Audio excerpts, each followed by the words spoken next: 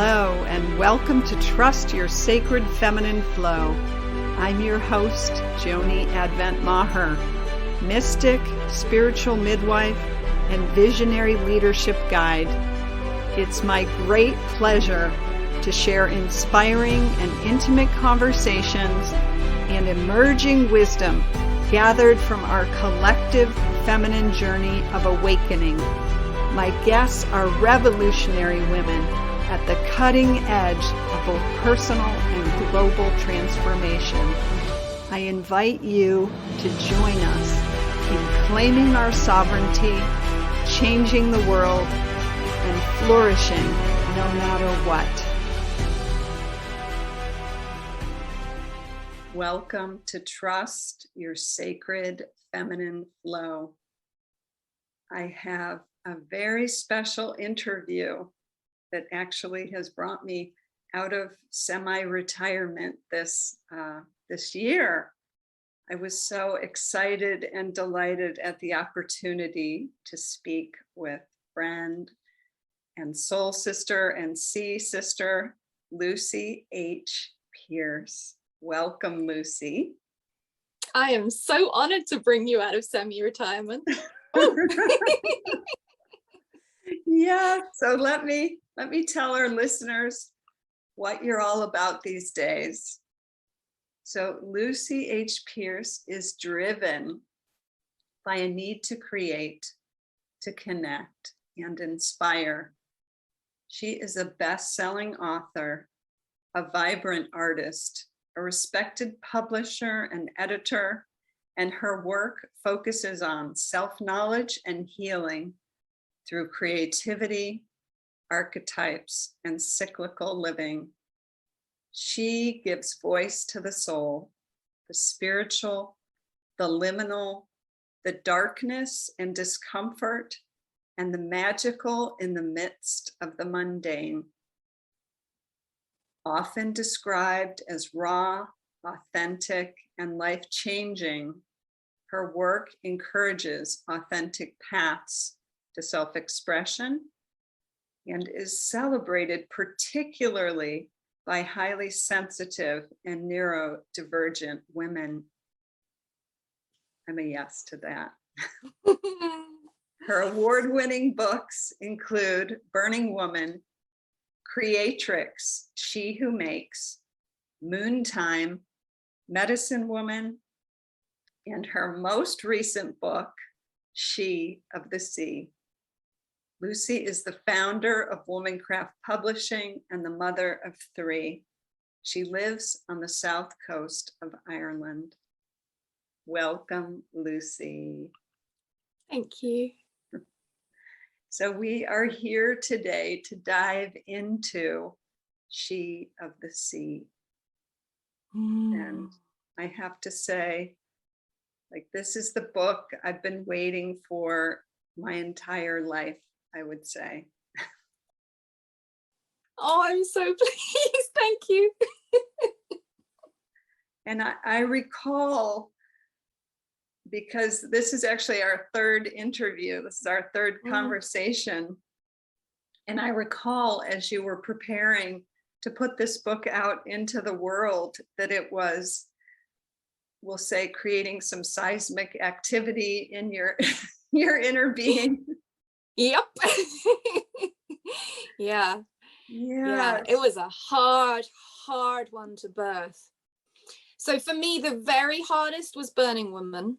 Yes. Which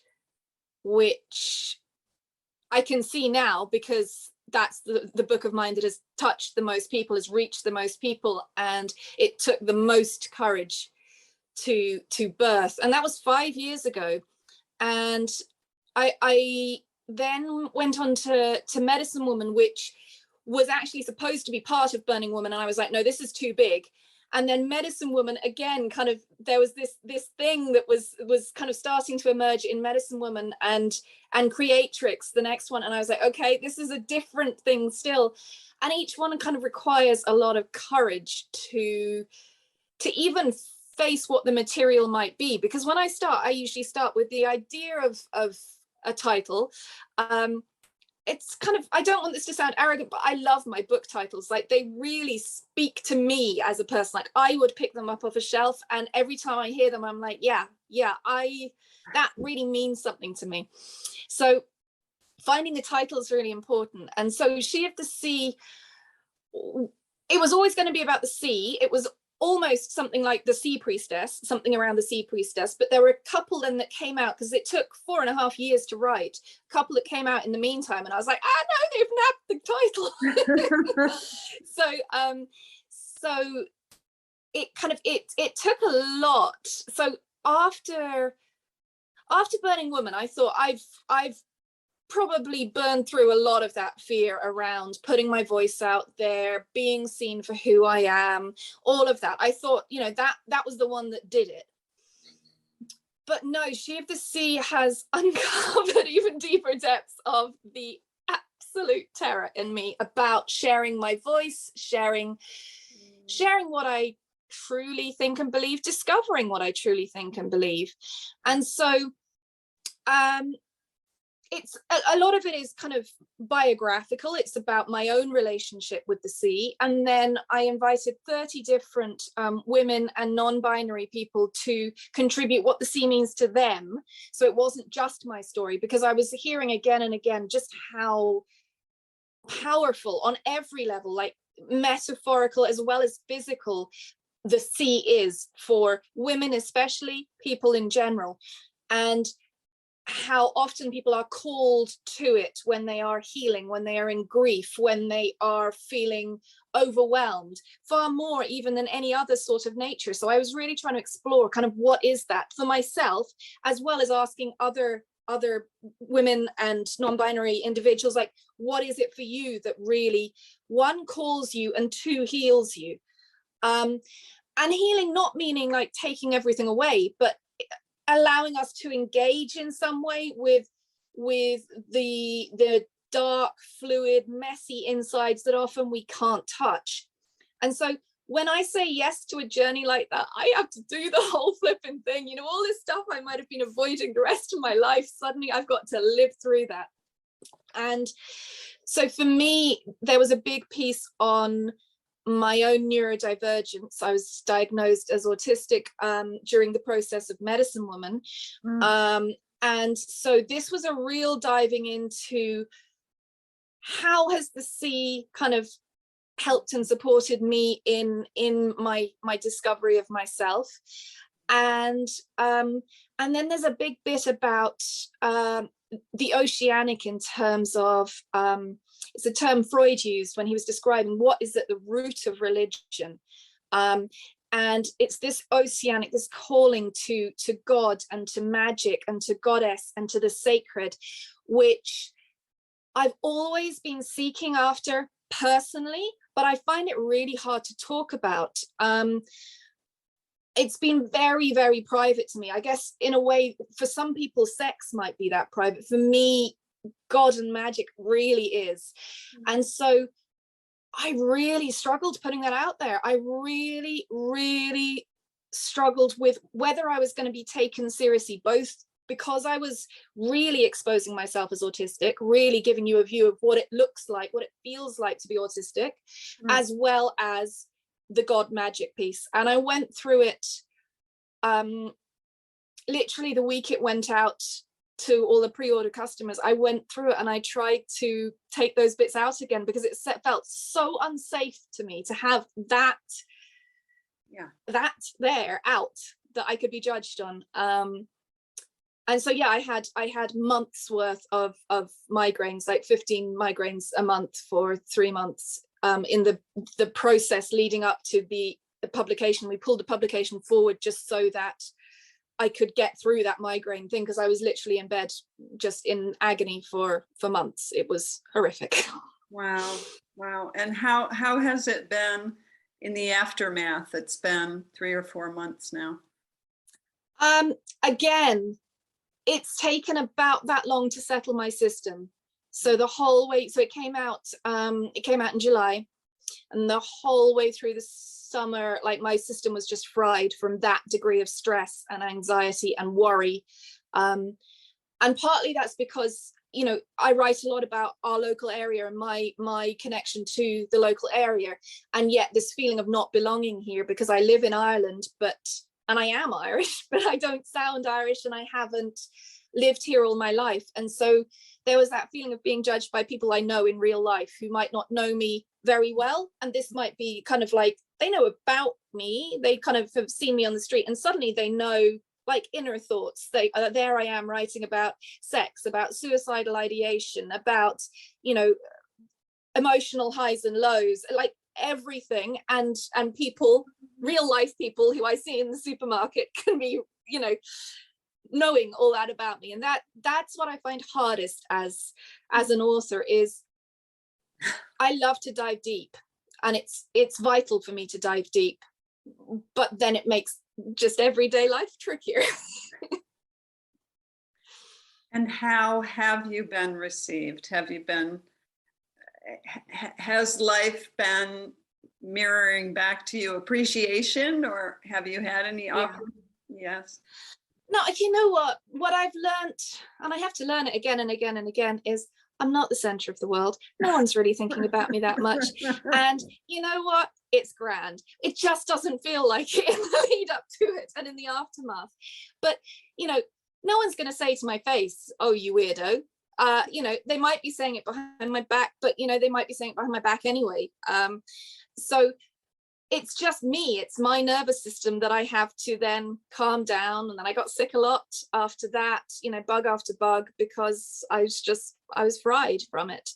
And so this autumn has been about daring to create again, because like, to me, creation is life, is living, is how I know myself, is how I have a sense of who I am and what I am, which I don't have when I'm not creating, which apparently is quite a common autistic thing, to not have a very kind of fixed sense, core sense of self. It's very, it slips through my fingers, very ephemeral. I don't really know who or what I am most of the time, but when I'm creating, I get a sense of direct connection to that. And so when I'm not creating, when I can't create because my nervous system is exhausted, my inner critic is, you know, like running the show, I really struggle.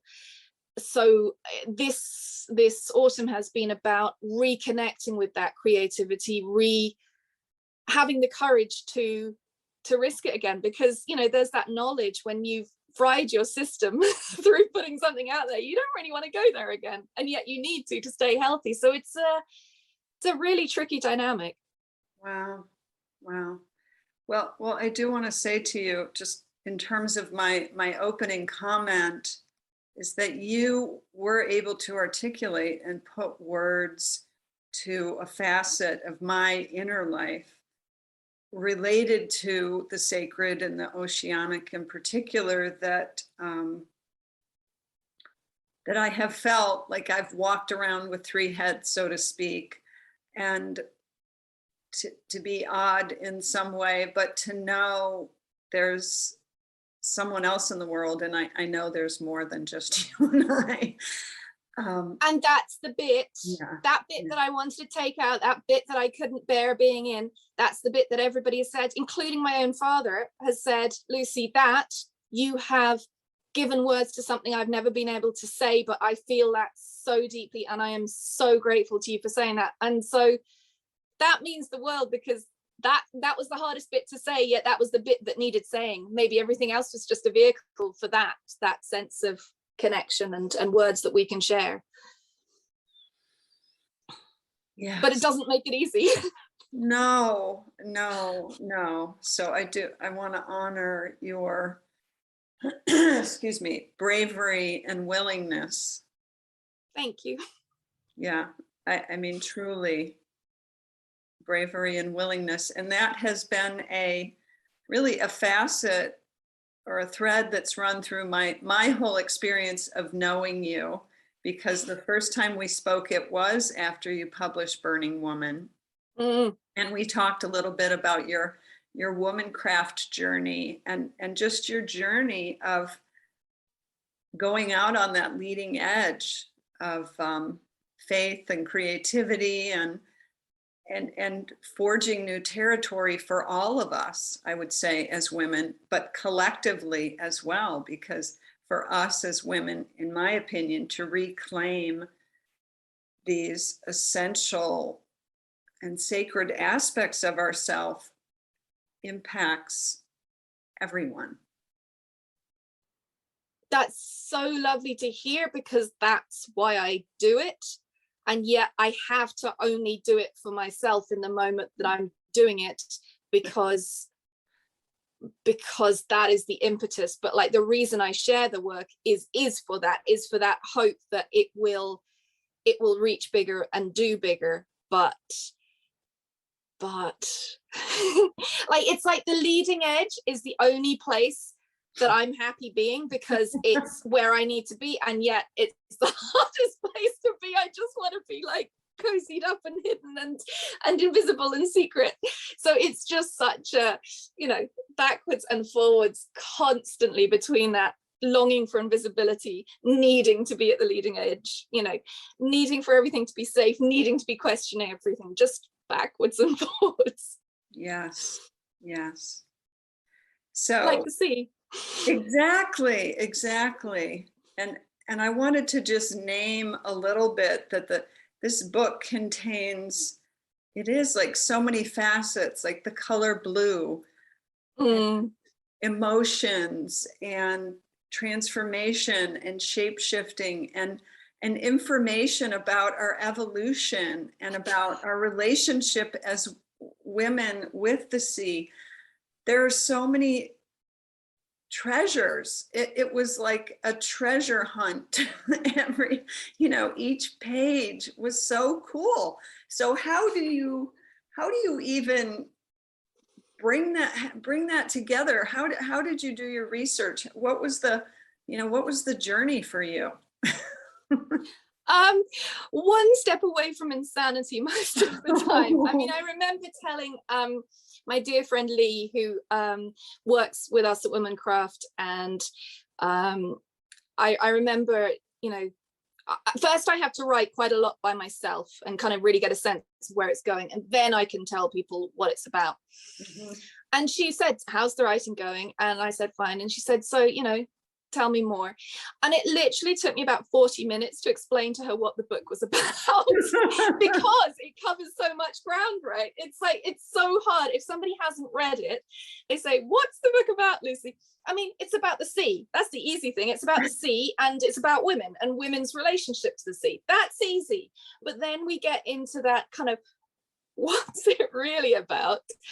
And you've summed it up really well. Like, you know, it's about the shape shifting, it's about transformation, it's about aspects of the feminine which are associated through all cultures and history to do with the sea. And what's that about? Now, that's my kind of question again and again. Why are we associating the feminine with the sea? What gifts, what treasures, what secrets does that hold for us in that understanding of it?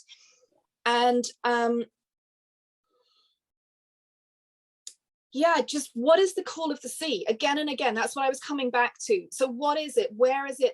How is it working on us? So I literally worked through as many aspects of us as humans, as human women, that I could think of, you know, touch, tastes, you know, what happens when you take the sea in through your skin? What happens when you take it in through your mouth? What happens when you breathe it in? You know, is it the minerals? Is it the sound of it? Is it the feeling of water on your skin? Is it the imaginary, you know, connection that we have with water? Is it the elemental? You know, what is it?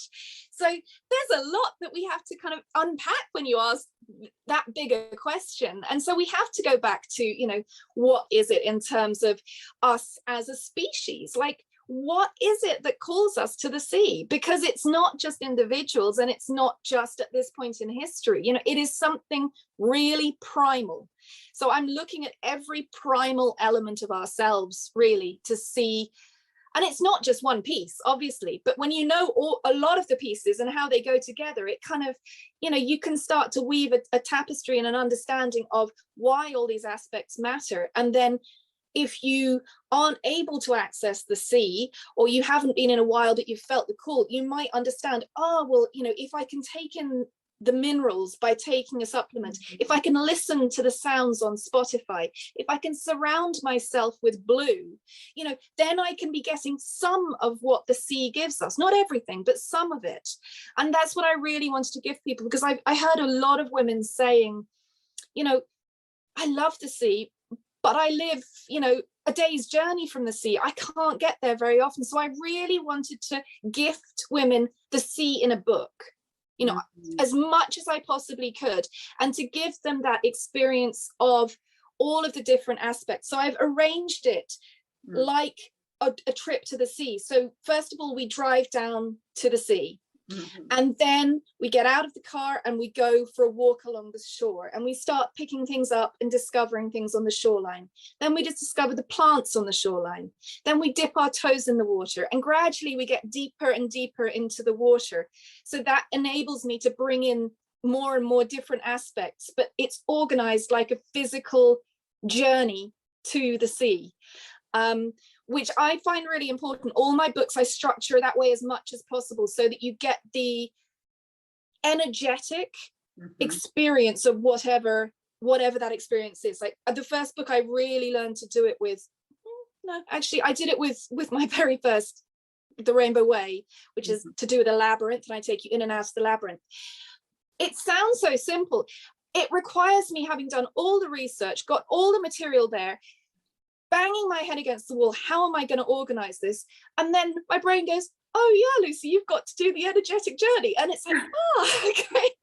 It's not like, oh, this is what I do every time. Obviously, this is how you do it. Now, brain forgets that. You just see this massive information, and there's this total despair of how do I make this accessible to somebody, because there's so much, and it doesn't all, you know, evolution doesn't mix in with the color blue, doesn't mix in with cyanotype photography, doesn't mix in with witches and pirates and seaweed, and you know, it doesn't go.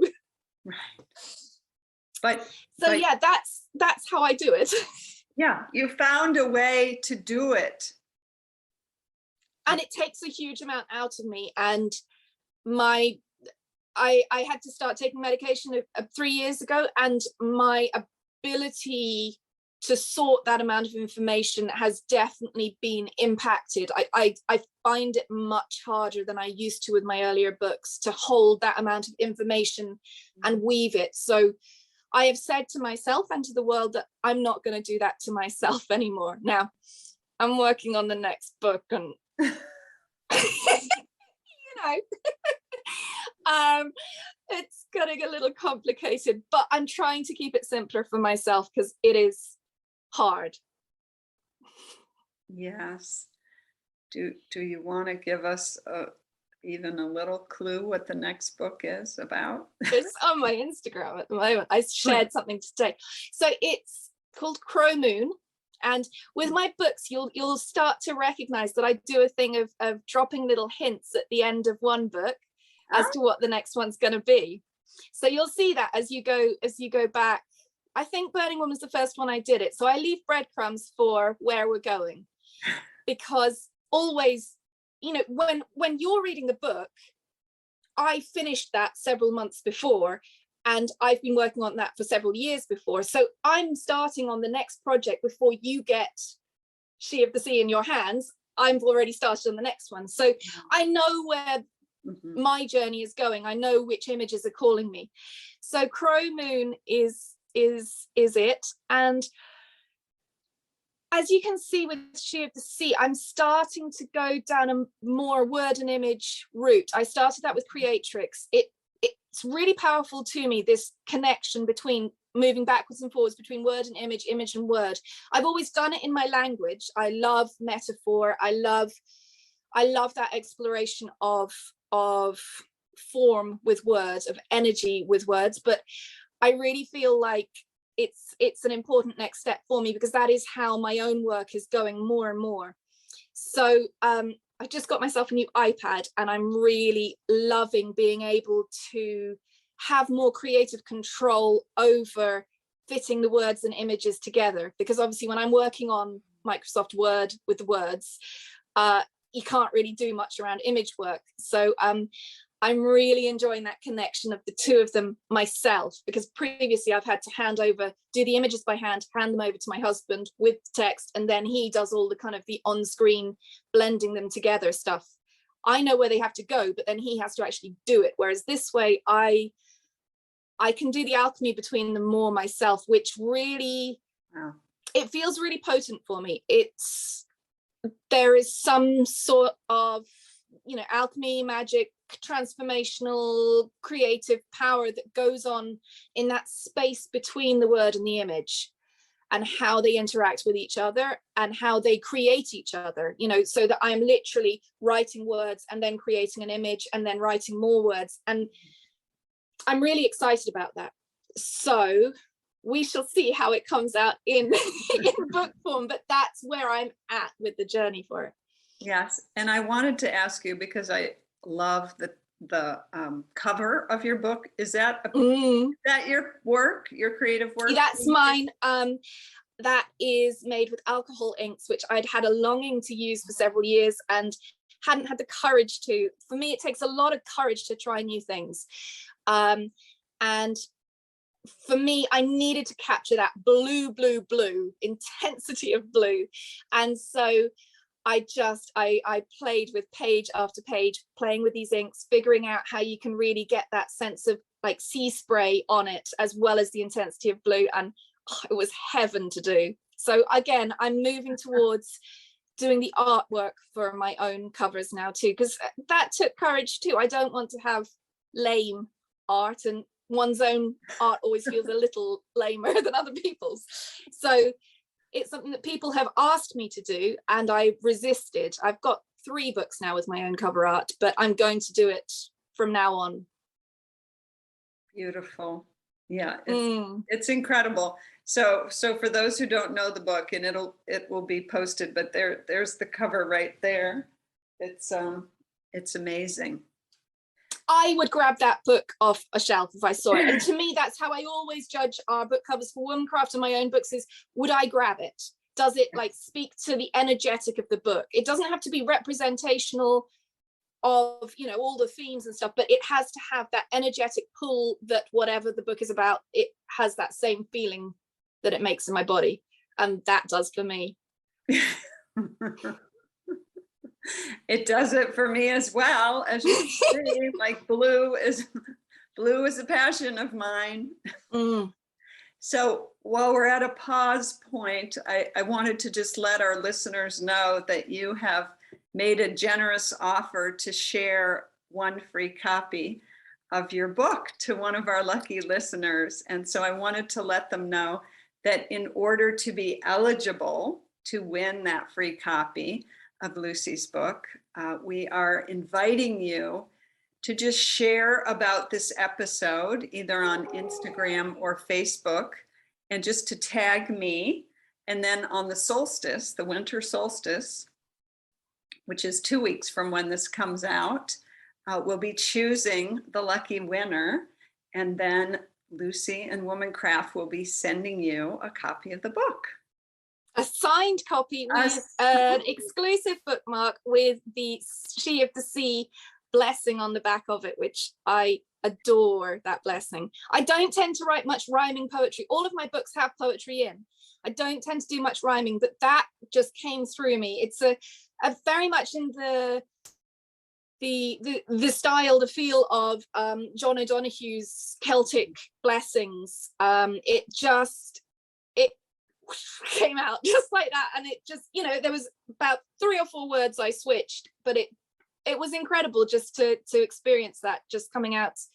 And it was whilst I was down on the beach for what I thought was the ending of the book, and what is the ending of the book in the epilogue, but obviously more stuff happens and you have to slot it in. I don't know if you have it, but I have it here. I don't have it with me. I can get it on my phone 1 second, but that's not really going to help you now, is it? Well, I'm just wondering if, as we're starting to bring this to a close, if you might want to read it, because it is so powerful. And rather than my reading it, if it can come through in your words, I think it might be a beautiful way to bring this to a close. It would be wonderful if we could just dive and swim together all for eternity. But in fact, I was thinking at some point there's going to be a college level course, the Lucy H. Pearce course, just going through the arc of your books, the arc of the journey, or someone doing their PhD in. Oh my God, you speak to myself. I would love that on a soul level. I would love that. Seriously, I'm seeing that. I'm not just saying it. I am seeing it. And people have done, bits and pieces of I have been referenced in bits and pieces of work. It's lovely because I came from an academic background, and I made the conscious choice to leave academia in order to have the fullness of expression, rather than